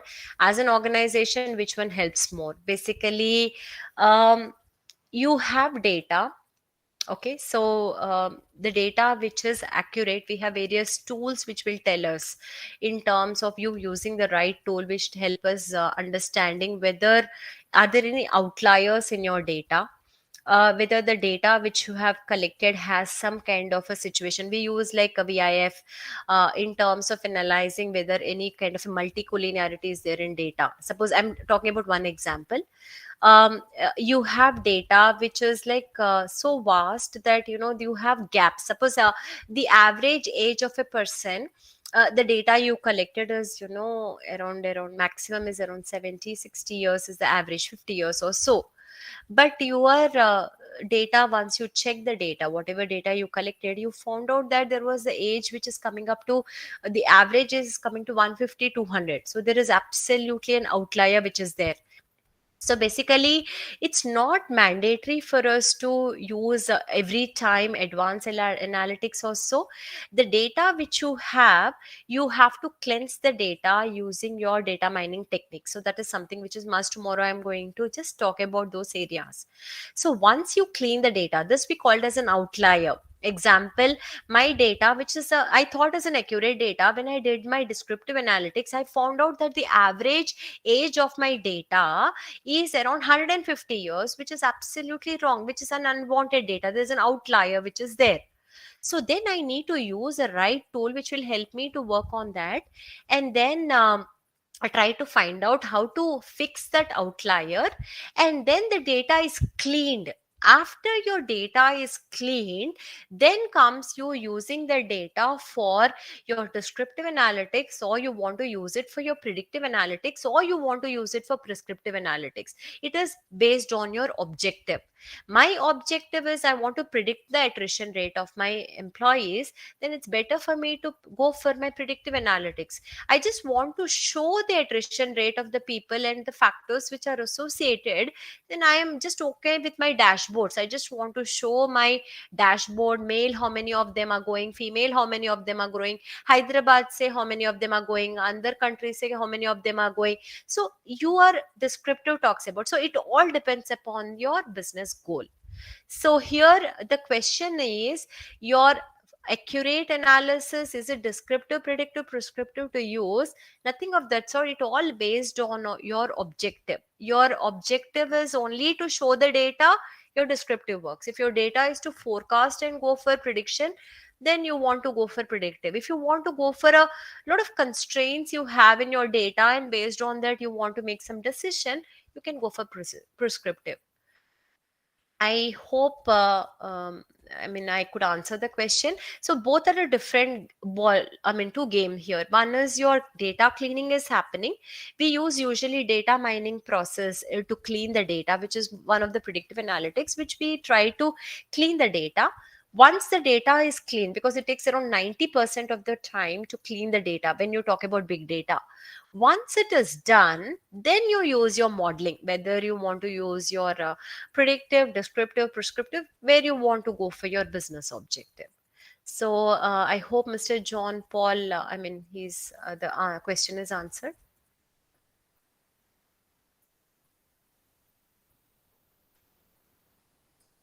Okay.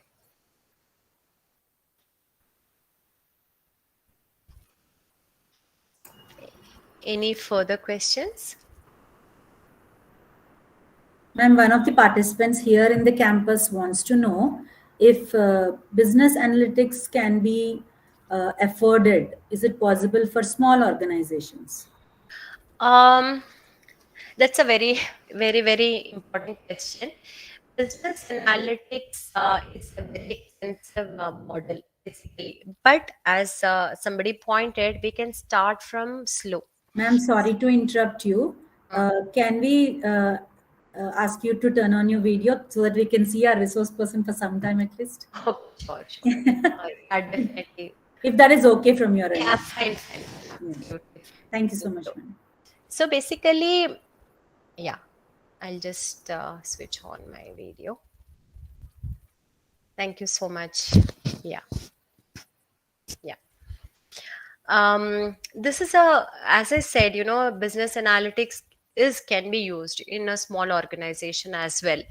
I'm telling you business analytics as a person. I'm well versed with people feel that analytics immediately I should have R programming.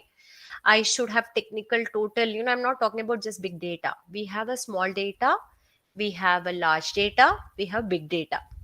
If you have a small data, you can definitely, because outcome is the data which you have, whether it's a structured, unstructured, or whatever is the data you have, how are you using the data so that you're able to reduce your costs, you want to drive your revenue, you're basically create one of the kind customer experience, how do you want to promote your products. So definitely business analytics can be used.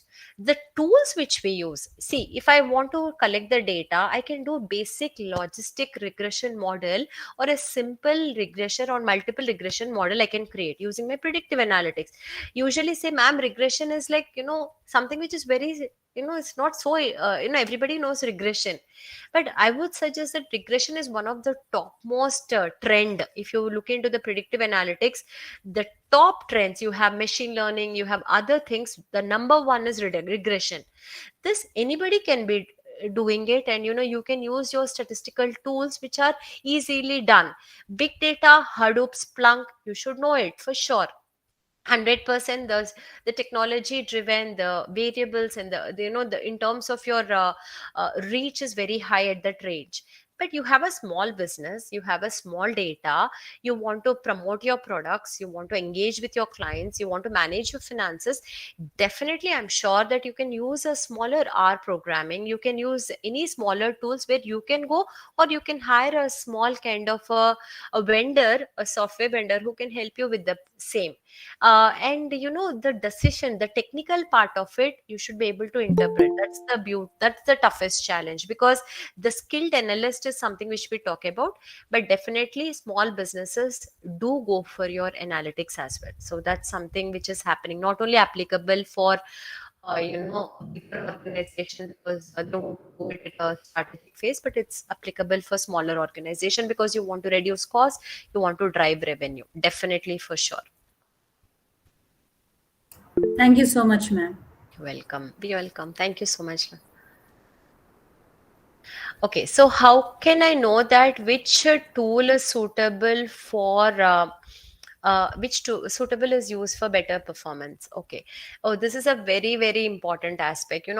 Initial stages when I used to write research articles, I used to concentrate more on tool. I mean, in terms of which tool is important. Today I learned logistic regression. Tomorrow I want to learn, Power BI. Day after tomorrow I want to do, because I wanted to keep learning new things. So that's what I wanted to do. Then later, the outcome is your paper will not be accepted for Scopus publication, even though you use sophisticated. As a fraternity, faculty fraternity, I'm just talking about it. Then what happened was, the tool which we use is not, don't, I mean, I request all the faculty members, whenever we talk about analytics, it's not the tool which we concentrate on, it's the basic aspect of it. What is your objective? What do you want to do? I want to find out the impact of my variable of the factors which are influencing or social media and its impact on the self esteem of my youth, my students. I want to find out. So here the regression would be a suitable tool. I want to find out that out of 3-4 options, the pricing of my market, which is the best pricing model, I want to forecast. Then it's better for me to use my regression. If I want to go for in terms of the relationship between my variables, suppose I want to know whether the personality factors of my students are is there any relationship with their academic achievement. if I want to talk about that objective of my educational sector, the student's personality is impacting the educational effectiveness. If you want to do the association, I can do a SEM model, beautiful SEM model for that.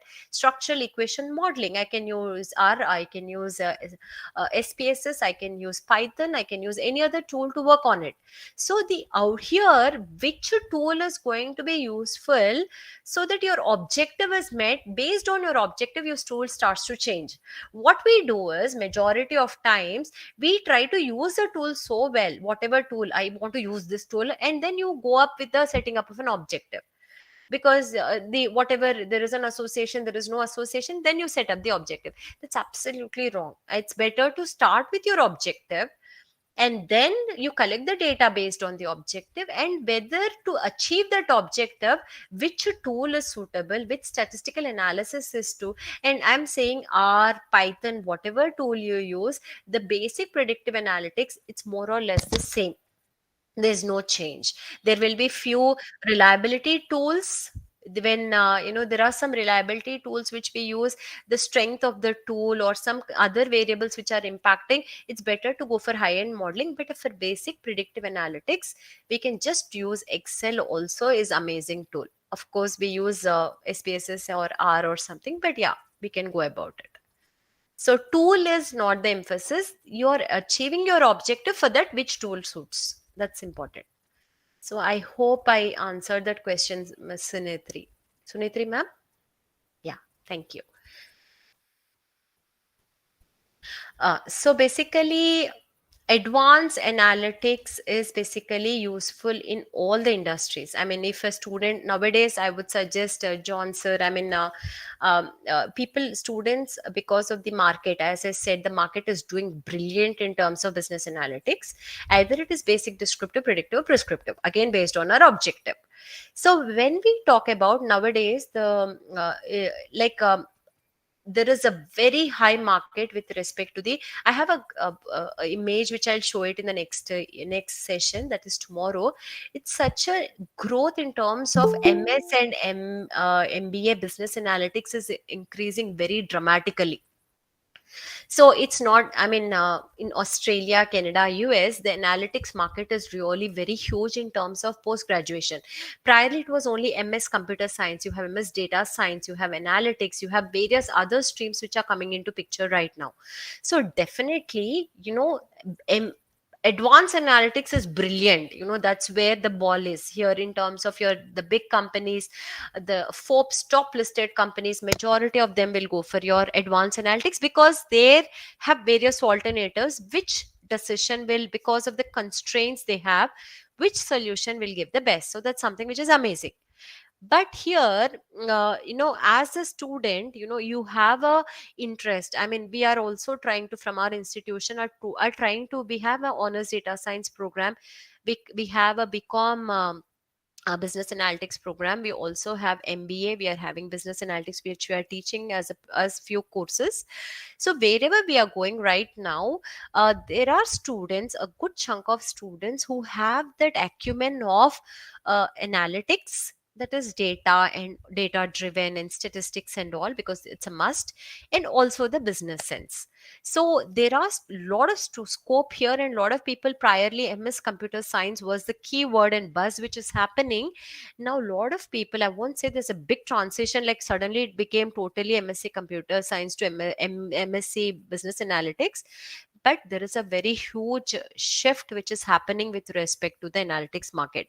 Lot of students are pursuing. I'll show you the graph tomorrow also, sir, with respect to the MPG, in terms of people are pursuing, because the career is very amazing in terms of analytics. They are making chunk in terms of salary packages, but they should really have that acumen of technology, probability, and business. So all three combinations will definitely help them. So advanced analytics, predictive analytics, it's based upon the organization goals. Predictive analytics is a must, which is happening in any sector. Insurance companies, predictive analytics, click of the button, you're marketing the product, you're just advertisement comes here, your click, and no click also happens here.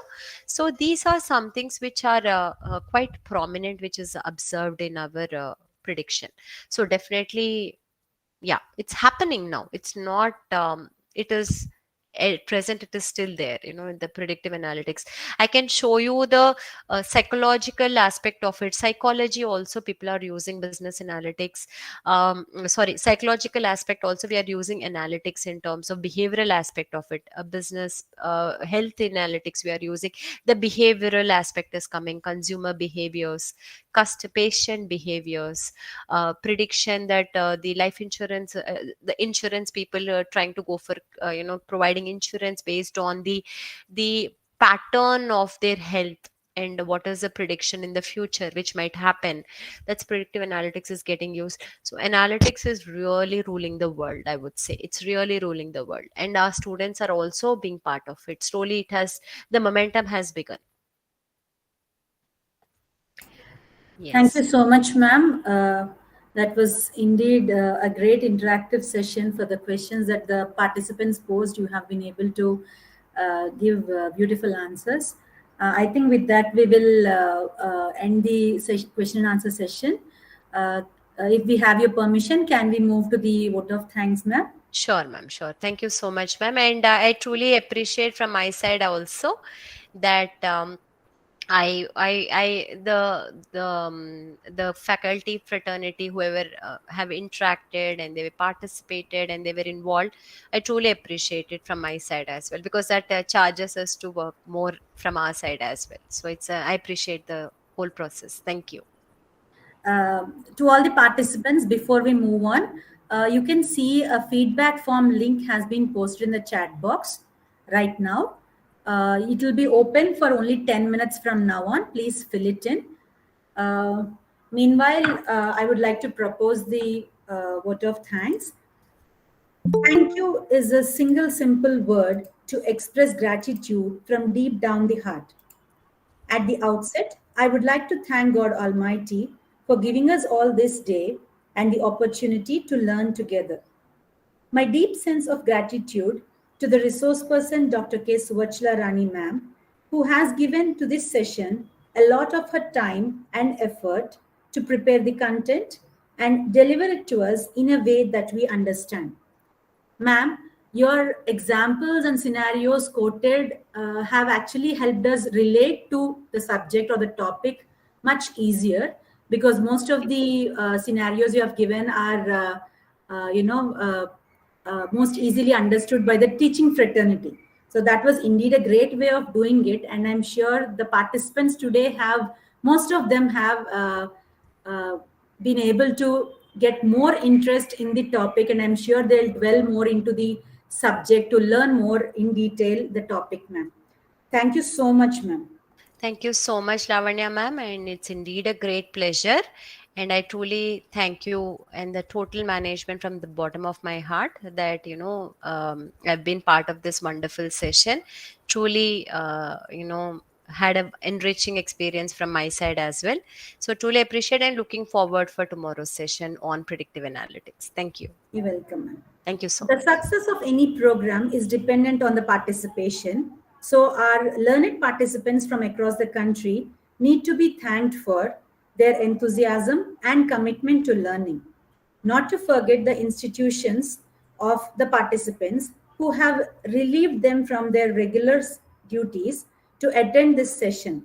We are indeed very grateful to all the institution heads and the management for doing so. Thank you so much. The seed to this program came from the management of our college and Reverend Sister Amy Gracie Vaz, our principal, who has been the sunshine in helping the seed to grow into a sapling. Thanks to our management and to our dear sister, who is the chief patron for the program. The organizing committee, headed by Dr. Y. Sucharita, who is the chief coordinator, professor and head Department of Business Management, She has nurtured the sapling and has helped it grow into the huge tree of learning it is today. Thanks, ma'am, and thanks to the team for the efforts that today is possible.